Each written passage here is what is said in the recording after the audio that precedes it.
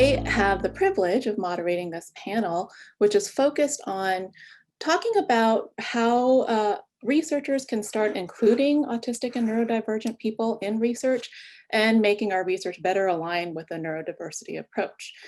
And so we have this wonderful panel of researchers today. First, I'm going to introduce each of them briefly, but then I'm going to ask each of them to speak for just a couple of minutes about their experiences in including autistic and neurodivergent people and perspectives in their labs and research programs. And then after that, we can begin taking questions in from all of you as you enter them in the Q&A box. So first, I'd like to introduce Dr. Lawrence Fung. He is an assistant professor in the Department of Psychiatry and Behavioral Sciences at Stanford University. He's also the father of a neurodiverse teenager. His lab advances the understanding of the neural bases of human socio-communicative and cognitive functions by using novel neuroimaging technologies. His team devises and implements novel interventions to improve the lives of neurodiverse individuals by maximizing their potential and productivity.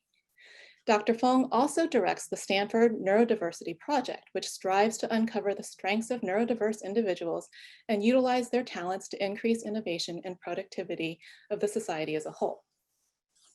Also on our panel is Dr. Marjorie Solomon. She is the Oates Family Endowed Chair in Lifespan Development in Autism and a professor in the Department of Psychiatry and Behavioral Sciences. She's also a faculty member at the Mind Institute and the Associate Director of the Imaging Research Center. Dr. Solomon is a licensed clinician with a broad background in clinical assessment and psychosocial intervention for individuals with autism. She has several large-scale projects funded by the NIH. Her research program examines cognitive development in autistic individuals through the lifespan. She uses neuropsychology and fMRI to study this, and she's also the research director at the Mind Institute Social Skills Training Program. Moving along, we also have Cliff Sarin. He is a research scientist at the UC Davis Center for Mind and Brain and a faculty member at the Mind Institute.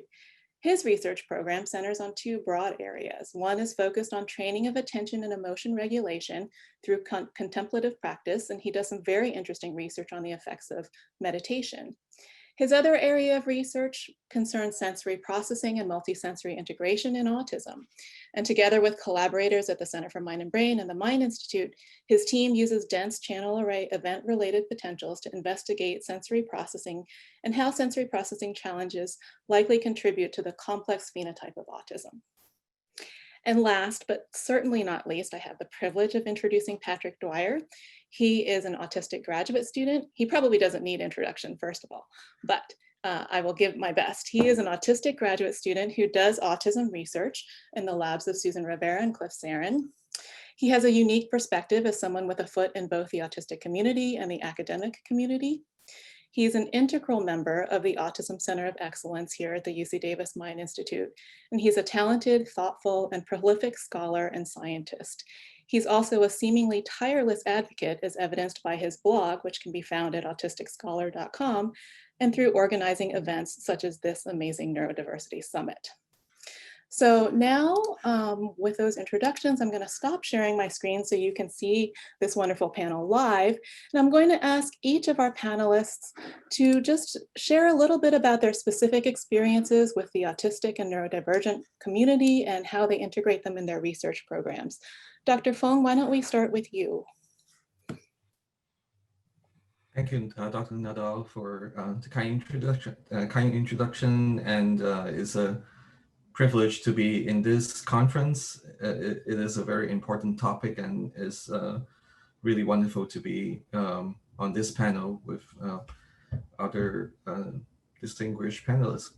So as Dr. Nadal was talking about the work that I'm involved in, I have been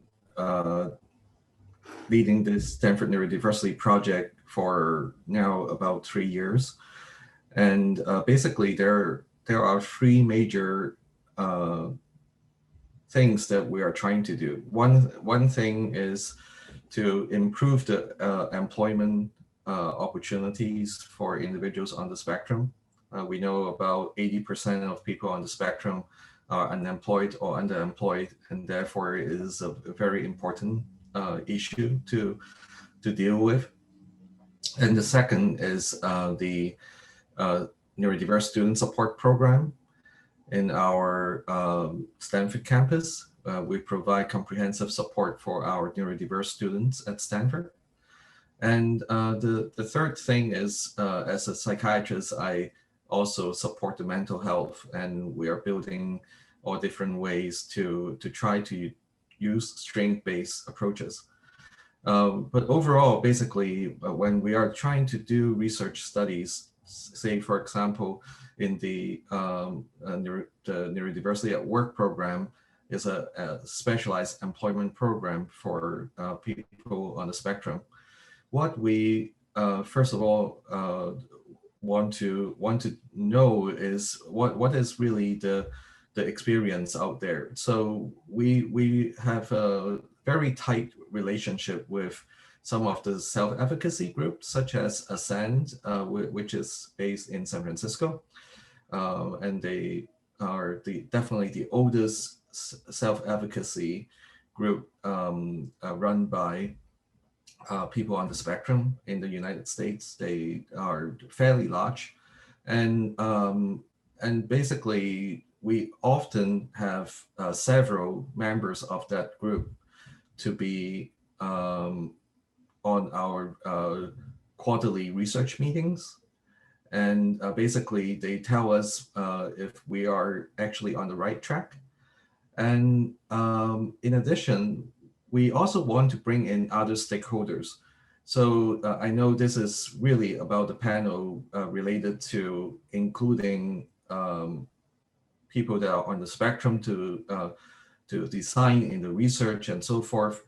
Our concept is to think about the overall ecosystem, who actually will be affecting people on the spectrum, and they should all be considered as stakeholders. So basically, in addition to people on the spectrum, we also invite parents and even the employment specialists in some of our activities. So I teach neurodiversity design thinking at Stanford, and there's a workshop that we've recently ran for 9 weeks, and we included 90 people that are with different backgrounds. So this is kind of our strategy to really infuse the different concepts that will represent different stakeholder groups. And that's basically the main thing that we are doing is to include multi-stakeholders in our research studies. And we do as much community work as possible. We just had our summit last month, and basically we have all different stakeholder groups represented in the summit. And that's kind of feeding into our research pipeline, because they would be wanting to participate, and they would give us feedback along the way. And in our group also, we have neurodiverse individuals in our midst. So when we have research meeting every week, we often have direct back and forth on exactly what we think is really the views of neurodiverse individuals, or is it only the researchers thinking about it. Great. Thank you so much, Dr. Flynn. I think it's really important. You are walking the walk already, while some of us are still just talking the talk. Next, how about Marjorie? Do you want to say a few words about your perspective? Sure. Thank you, Christine.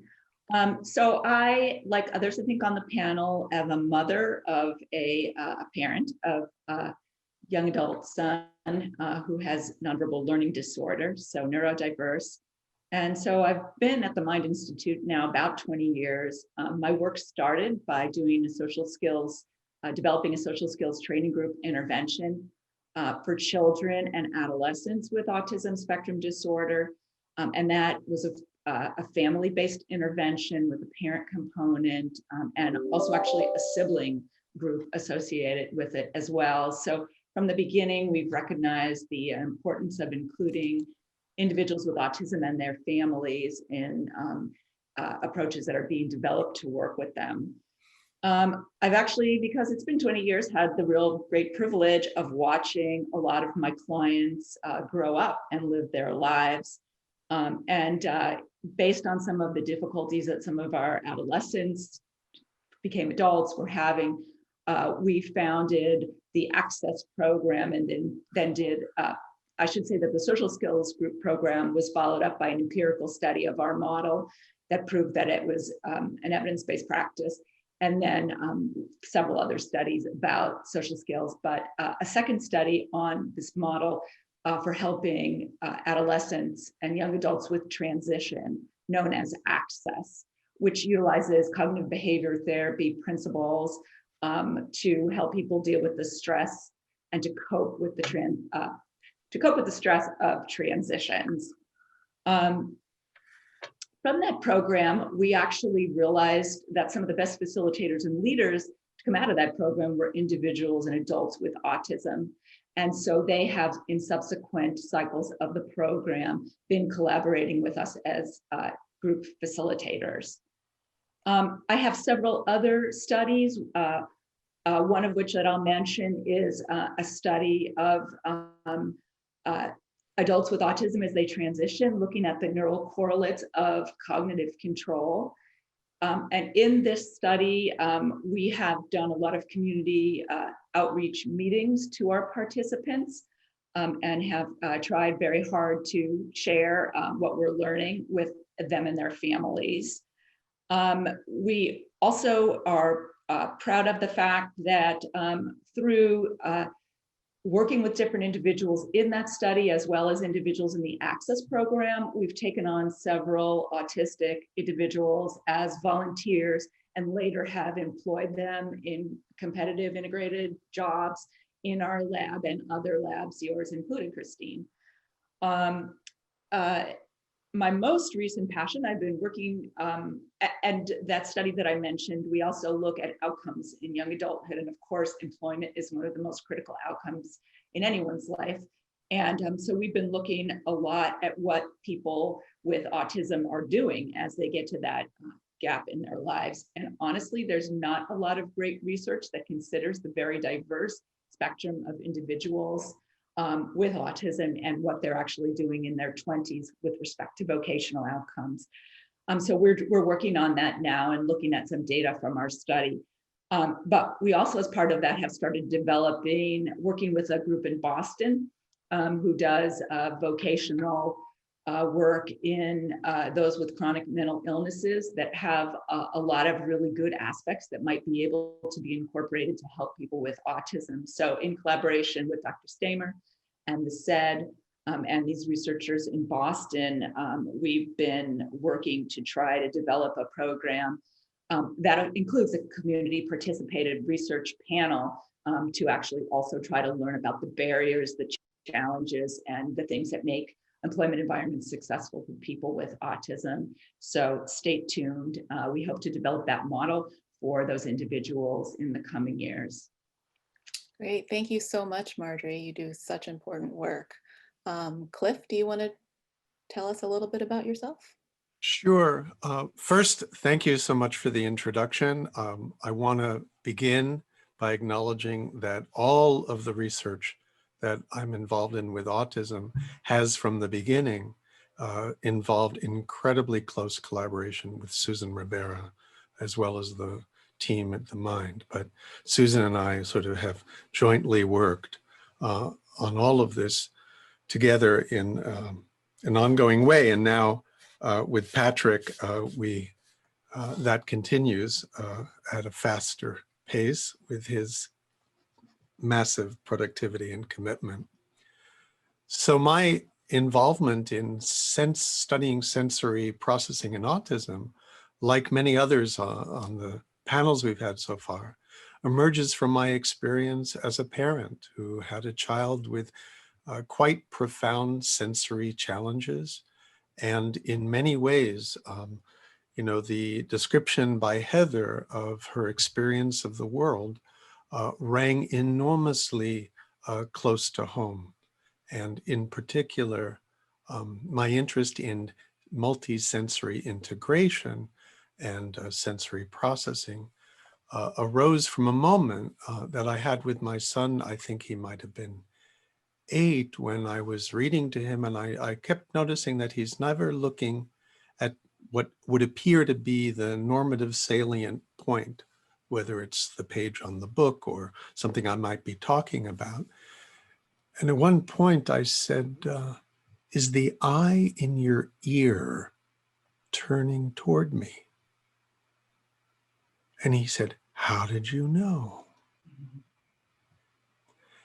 And so the idea that neurotypical reference actually understands the sensory and attentional world of someone who may be on the spectrum or neurodivergent in any number of ways from any number of sources of difference, was brought home in a way that was life-changing and changed my research commitment to begin to investigate how people process the world.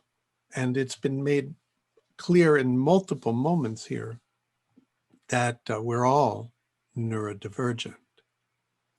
And we've used the term we're all neurodiverse, and then we've differentiated that by divergent, I think Susan talked about in the beginning. But we all have little divergences or bigger divergences. And so I think that it's critical to add, and it's also come up particularly in terms of thinking about, from Elizabeth Morgan's point of view, the intersectionality of how one has been seen by a larger society and how structural inequities have contributed to the way one is perceived in terms of receiving services or diagnosis. So on the early side of things, I have this experience as a parent. And then on the current side of things, we're working with an autistic researcher, Patrick. And there are many, many moments where his personal experience, as he may speak about, becomes synergistic with the way we investigate our research. And then I'll just close by simply saying one of the things that we're learning is how variable everyone is, particularly children in their responses to simple sensory stimuli. And so not only is there no one size fits all, there is no diagnostic solidity that differentiates the diversity of profiles that we're observing with our science. Thank you, Cliff. Always so profound, really. Patrick, do you want to share with us a little bit about your experiences of having your feet in both sides? Sure. And before I do that, I care about the terminology of neurodiversity, and it's interesting, Cliff, what you point out about everybody being neurodivergent. There's another term, which is neurominority, that might actually be a better one for what we've been calling neurodivergent, as being like different enough from typical that tends to lead to these barriers and challenges. But as a side note, getting to my main point, yeah, I'm an autism researcher. It's certainly not a unique perspective. It's very heartening to see other people like Dora and Heather and so many others doing such amazing and incredible work. But I think it does give me some interesting perspectives. And of course, lived experience is part of that, and that can certainly be very helpful. For example, in studying sensory processing with Susan and Cliff, I'm able to draw on my own experiences of things like sensory overload. But it's a somewhat limited perspective because I'm just one autistic person. I certainly can't claim to represent the entire autistic community in any way, let alone all neurodivergent people. So lived experience isn't everything. I am a researcher, though. That's a different lens, a different perspective. It gives me some powerful tools, knowledge of jargon and methods, research design, all sorts of things. But it's also kind of constraining in that it has its theories and assumptions that really limit the range of views that one can consider, the questions that one can ask, the approaches and perspectives from which you can view things. And I think really being part of the autistic community is actually perhaps even more valuable than lived experience. I would say definitely it is, in fact, because it gives me access to a bunch of theories and ways of viewing the world, different sets of assumptions that are so freeing, and you can really synthesize with the research perspective in a way that allows you to see where one might be a bit limited. So exactly like Dora was talking about Aspire doing with regard to autism burnout, though I can't say I've done any studies quite so groundbreakingly important. So those are, I think, three different lenses that I draw on as an autistic researcher. And also, I'll just mention quickly that kinds of research that I do are quite varied in that, on the one end, I'm working with Susan and Cliff doing neuroscience stuff, putting electrodes on people's heads and looking at their brain waves. So that's kind of more of a basic science type thing. But on the other hand, as Kristen mentioned, she very kindly reached out to me and asked me to collaborate on some things. And I do other work of that variety as well that's sort of more progressive,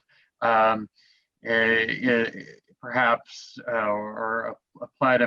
That might be more what we would think of as associated with the neurodiversity agenda, if you know what I mean. So I have experience with both kinds, and I think both have their place and role.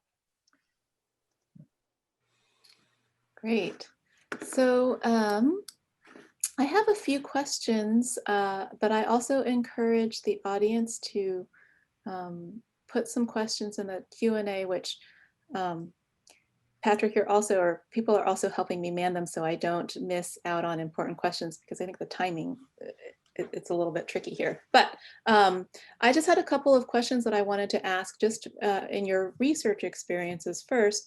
I wanted to ask each of you, particularly those who are PIs of laboratories, have there been any unexpected situations that you as a neurotypical person have run into while conducting research or working with individuals on the spectrum or autistic individuals?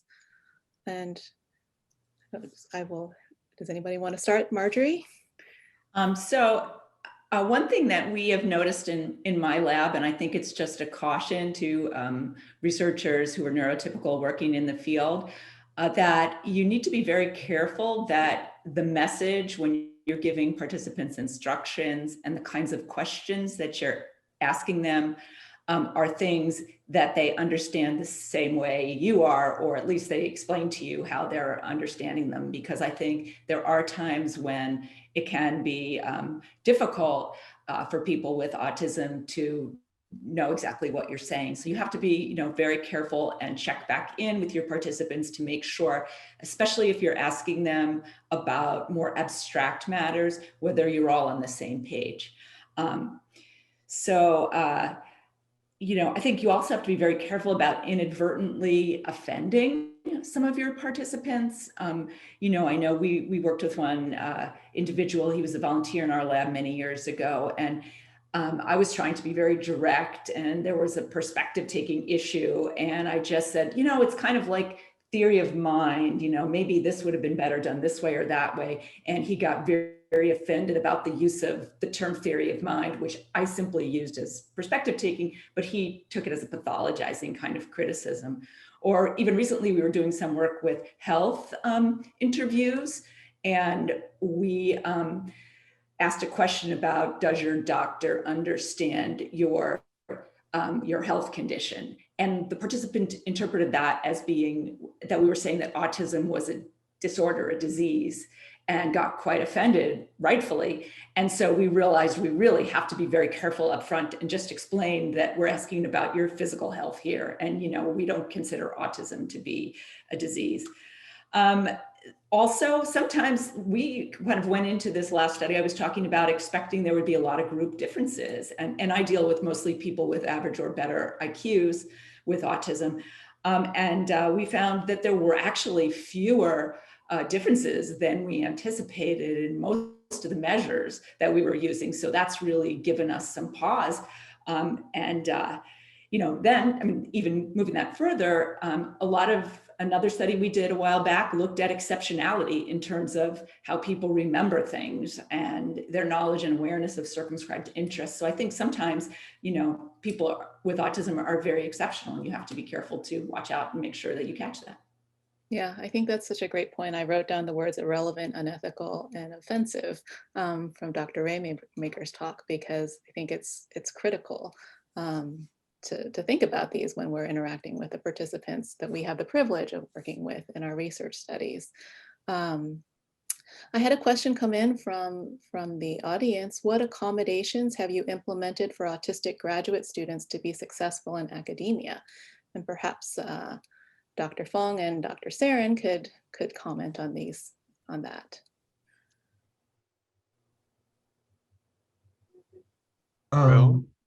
Well, Sorry. yeah. So Dr. Fong, why don't you it's go first? Yeah. So I think it's really our experience is more like getting accommodations in different settings, and basically there are students that are neurodiverse and are graduate students, and they run into situations that are making communication very difficult, and with their PIs, and basically we are helping them to we're basically coaching them. We're trying to get them to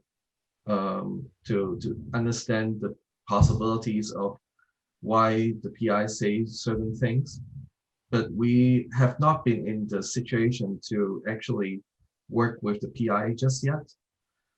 So I mentioned about we have a neurodiverse student support program. Right now it's really focused on undergraduate students. And so it's a very different kind of consideration. But basically graduate students in many ways are kind of like working, because if they are PhD students especially, they are basically working in the lab for several years, and it's basically a job. So we basically take our model of our Neurodiversity at Work program into kind of the graduate student model. And right now we are trying to start implementing some of that very slowly. But our Neurodiversity at Work program, we are basically trying to work both with the employer and the employee.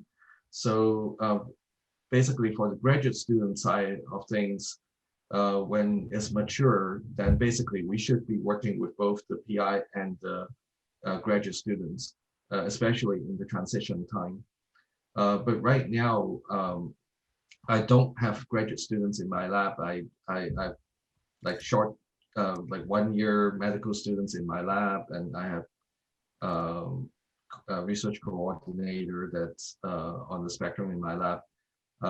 And basically, we give them as much flexibility as possible. And sometimes they need time for going to, say, I mean, right now we're all doing this remotely. And previously, before pandemic, people are just expected to show up at work.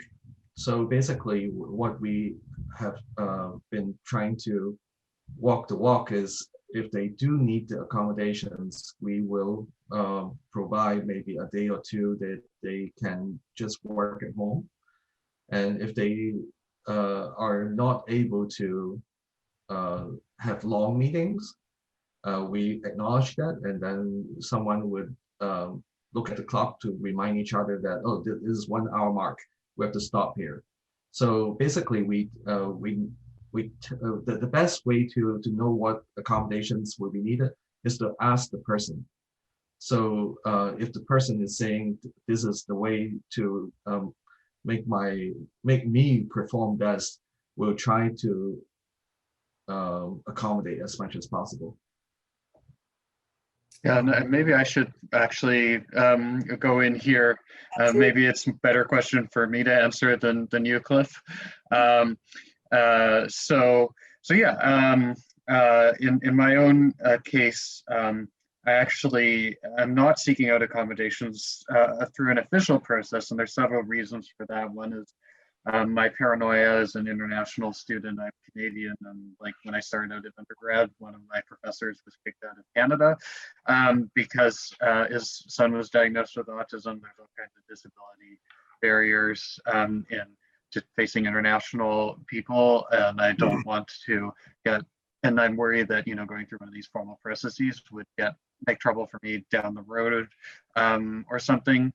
But also, there's just the question of, as Lawrence is pointing out, that it's crucially important who you're working with, who's the PI, and that relationship. And fortunately, I'm working with Susan and Cliff, and we're able to, work together if there's any sort of barrier or issue. Like recently, we're having some conversations about, okay, I'm not super happy with the timeline on a particular thing. How can we change that? We developed a plan and change some things. And, you can do that as well for neurotypical students. I think it's just a general best practice. So that's worked fairly well for me. But in general, I do think it's a considerable barrier for people whose PIs aren't as flexible or accepting or understanding. And it's really problematic as well, to build on another point Lawrence mentioned, that graduate students are both, working, but also students. And so actually that can sometimes create a division of responsibility where, you have the student disability office, and then you have the HR disability office, and maybe there's other offices as well that need to get into things, and nobody has a clear responsibility, and so there's maybe attempts to send people from one to the other and dodge responsibility. So it can be a very difficult situation, I know, for a lot of my neurodivergent colleagues who are also grad students to navigate, who are trying to get these accommodations through official channels. Very complicated, and definitely we need to make some changes here. So hopefully, Lawrence, people like you will be able to promote some changes on campuses. So I just want to have a brief word. I think that, I've been fortunate to work with extraordinarily talented and gifted graduate students whose, whatever their neurodivergence, their strengths have actually, they're changing fields. So I think there's another level at which one can think about accommodation, and that is a combination of a quality of mentorship that empowers the whatever the obsessive or highly focused interest that couples one's intelligence with one's contribution to the world, and to actually do as much as one can as a mentor to prevent the machinery or the bureaucracy of an institution from impeding in essentially what might be the sacred relationship between a person and their potentiation through their work of their place in the world as that unfolds. And if that means they need more time, and by time, I don't mean, a day a week off, I mean, maybe it's another year or two in the program, or there, I think that this really needs to be a very intimate collaboration of mutuality and the potentiation of the student, because the world needs to make way rather than we conform and socialize within the academy students to take their rightful place in a suspect machinery. We began this day with Auburn talking about how one would not do what she began to be her professional activity, and Amber saying, the system was not set up to support the strength. So I think strength-based approach across the lifespan is a way to think about this.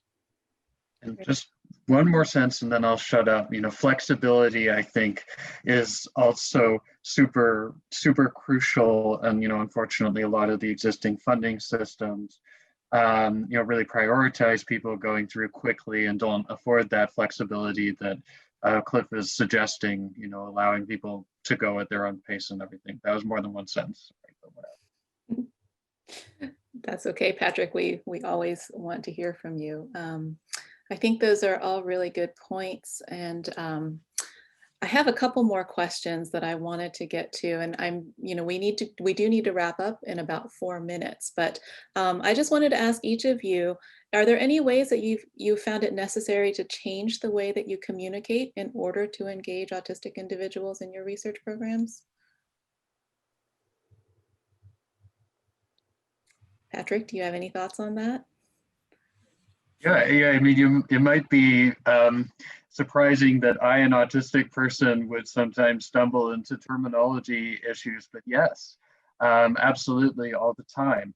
Right now, I'm actually collaborating with some researchers at UC Santa Barbara who are doing this great research, trying to finally get autistic perspectives on a lot of these behavior intervention issues that Heather and Aubin were talking about earlier. And just earlier this week, we had an issue where the way that we were communicating was really not received well by people in the community who, feel really triggered and traumatized by the way that, behavior intervention has been done, ignoring community preferences. So even I, somebody who am autistic myself and part of the autistic community, still sometimes find that,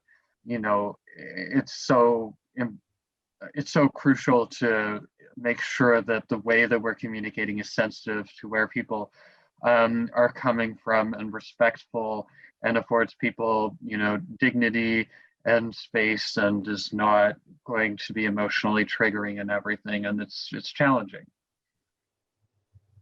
Does anyone else have thoughts on ways that you've changed your communication? I think it's important to also, I mean, all of us stumble over terminology sometimes, but to recognize the intention behind it and be a little bit forgiving, I think sometimes, and some of us that are trying and learning as we go. But Marjorie or anybody else have any thoughts on? I think what I was saying at the beginning, I think you have to be just really careful to check in and to make sure you're 100% on the same page as someone, especially if you're talking about abstract concepts.